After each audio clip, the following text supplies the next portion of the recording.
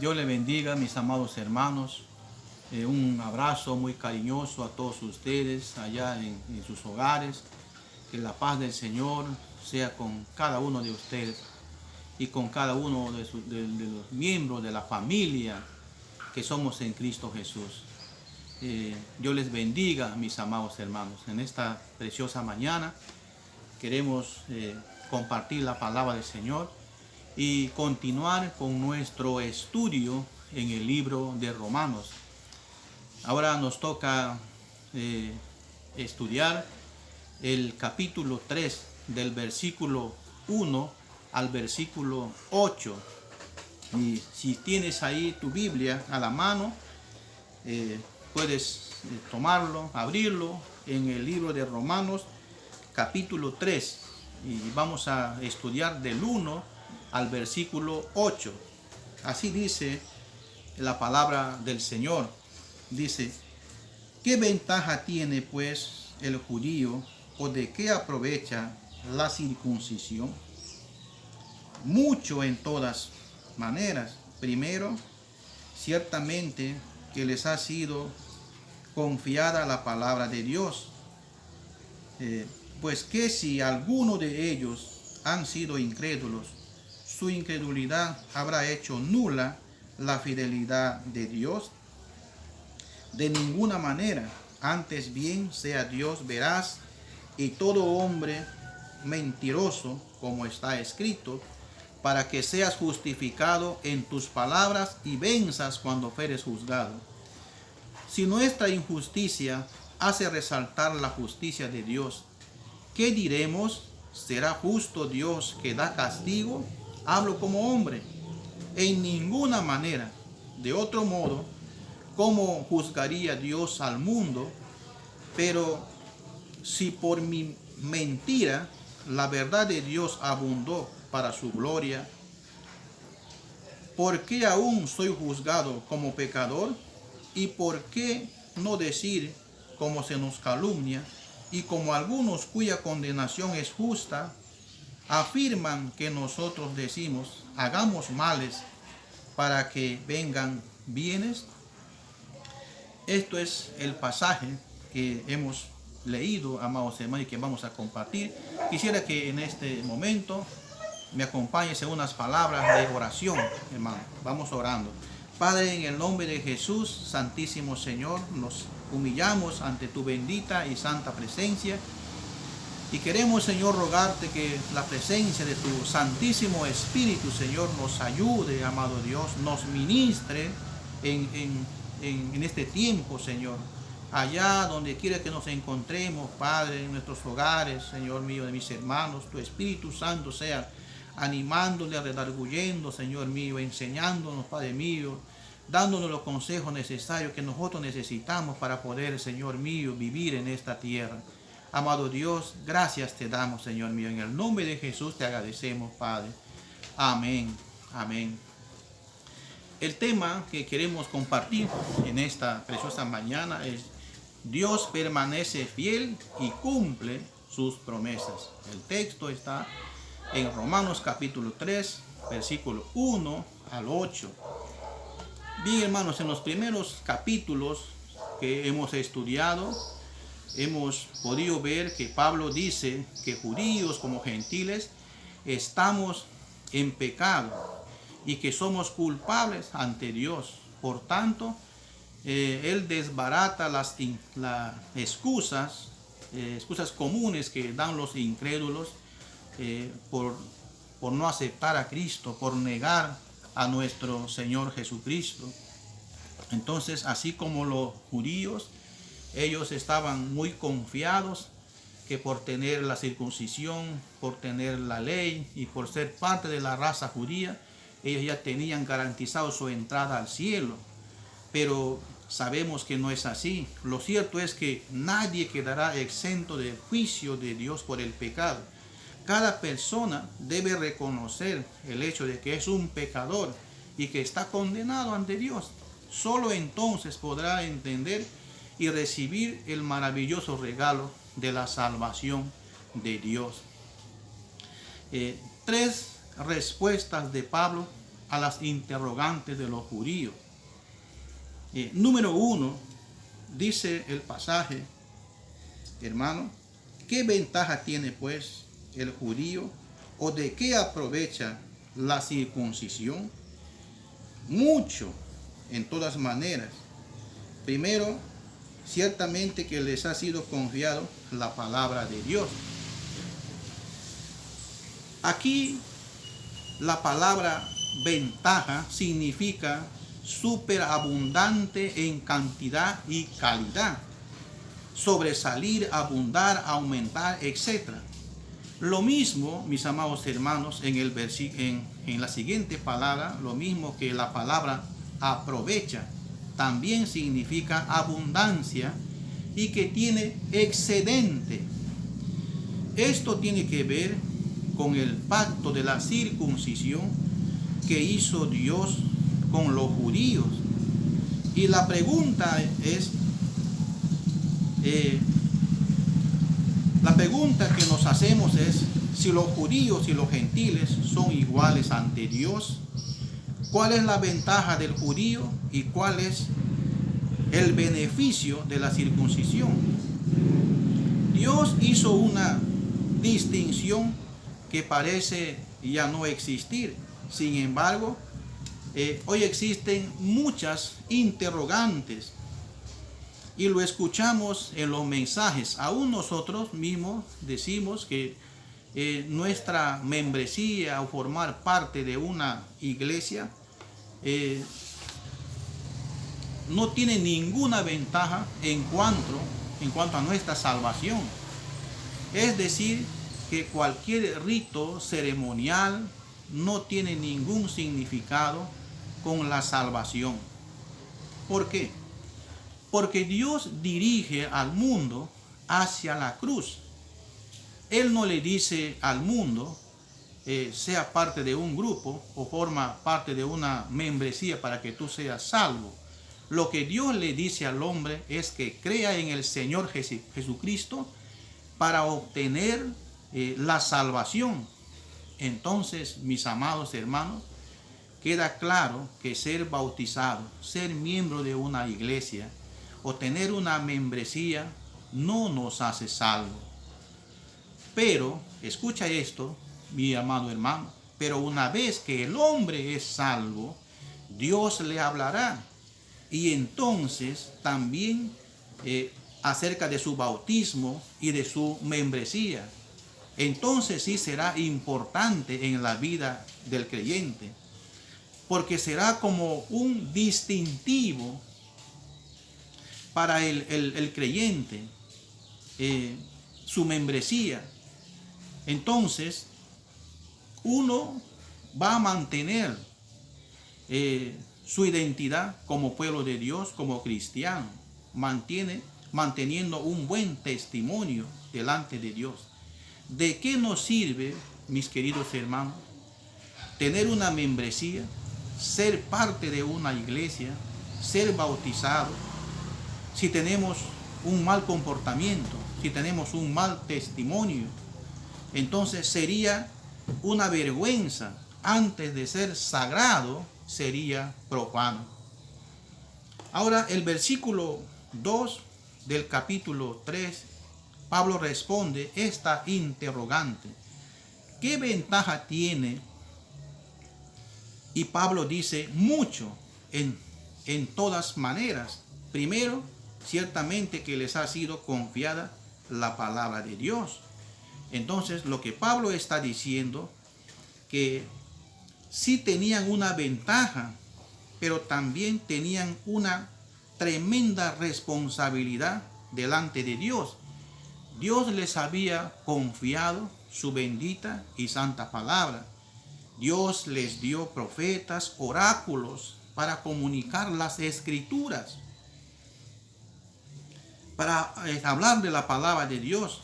Ahora, mis hermanos, no solamente Dios les había dado eso, sino también promesas específicas que eran solamente para ellos, para los judíos, y promesas que todavía no se han cumplido. Entonces, diríamos que Dios todavía no ha terminado con la raza judía, no ha terminado con los judíos. Él sigue adelante con sus promesas. Ahora, existen preguntas sobre si Dios tiene un futuro para Israel. Muchos se hacen esa pregunta. ¿Tiene todavía Dios un futuro para Israel? Mi querido hermano, si Dios no tiene futuro para Israel, tampoco hay un propósito para nosotros los cristianos. ¿Sabe por qué, mi querido hermano? Porque las mismas palabras, las mismas promesas que Dios ha puesto en las escrituras son para los judíos, pero también para nosotros. Dios cumplirá la promesa que nos ha dado a través de su Hijo, nuestro Señor Jesucristo, en el Evangelio de Juan, capítulo 3, versículo 16. Pero asimismo, también Dios cumplirá también, queridos hermanos, la promesa que dio, el pacto que hizo en Génesis capítulo 12 para los judíos, para su pueblo. Él lo va a cumplir. El hecho aquí es que Israel siempre aparece como una nación, no como una iglesia. Y no por eso deja de ser importante para el Señor. La segunda respuesta de Pablo, versículo 3. Pues que si alguno de ellos ha sido incrédulo, su incredulidad habrá hecho nula la fidelidad de Dios. Versículo 4. Pablo dice, de ninguna manera, antes bien sea Dios veraz y todo hombre mentiroso. Mis amados hermanos, Pablo dice que si los judíos no alcanzaron la ventaja y fueron infieles delante de Dios y por eso fracasó la fidelidad de Dios, Pablo dice que no. Pablo nos está diciendo que eso no detiene el plan perfecto de Dios. ¿Sabe por qué, mis amados hermanos? La promesa de Dios de enviar un Salvador para Israel no fueron borradas con el rechazo, con el desprecio que ellos hicieron a nuestro Señor Jesucristo. La fidelidad de Dios y los propósitos se cumplirán a pesar del rechazo de los judíos a nuestro Señor Jesucristo, a pesar de su rebeldía, a pesar de su incredulidad. La promesa de nuestro Padre Celestial se va a cumplir, sí o sí se va a cumplir. El cumplirse la fidelidad de Dios, mi querido hermano, no depende de ningún hombre, no depende de mi fidelidad, no depende de mí. Eso depende solamente, exclusivamente de la fidelidad de Dios. Porque el único fiel, mis amados, es Dios. Nosotros somos los infieles. La parte B del versículo 4 dice, antes bien sea Dios veraz y todo hombre mentiroso. El incrédulo que presenta esta interrogante es mentiroso. ¿Sabe por qué, mi hermano? Porque Dios es fiel. Y quien dice esto, entonces, un día tendrá que presentarse delante del Señor para dar cuenta de sus palabras. Porque la fidelidad de Dios es verdadera y no podrá ser cambiada. Mira lo que el apóstol Juan dice en su primera carta, capítulo 5, versículo 10. Algo muy importante que tiene que estar guardado y grabado en nuestro corazón, mis amados hermanos. Mira lo que dice Juan. Primera de Juan, capítulo 5, versículo 10. El que cree en el Hijo de Dios tiene el testimonio en sí mismo. El que no cree a Dios le ha hecho mentiroso, porque no ha creído en el testimonio que Dios ha dado acerca de su amado Hijo. Mire, hermano, es muy malo negar o decir mentiroso a nuestro Señor Jesucristo, a nuestro Dios y Padre Celestial. Pero eso es lo que la mayoría de los hombres hace cuando niega el sacrificio de Dios. Está diciendo que Dios es un mentiroso y que no existe su fidelidad. Esto es malísimo pensar o decir de esta manera, mis amados hermanos. La tercera respuesta del apóstol Pablo en el versículo 5, si nuestra injusticia hace resaltar la justicia de Dios, ¿qué diremos? ¿Será injusto Dios que da castigo? Hablo como hombre, dice el apóstol. Algo muy importante aquí, mis queridos hermanos.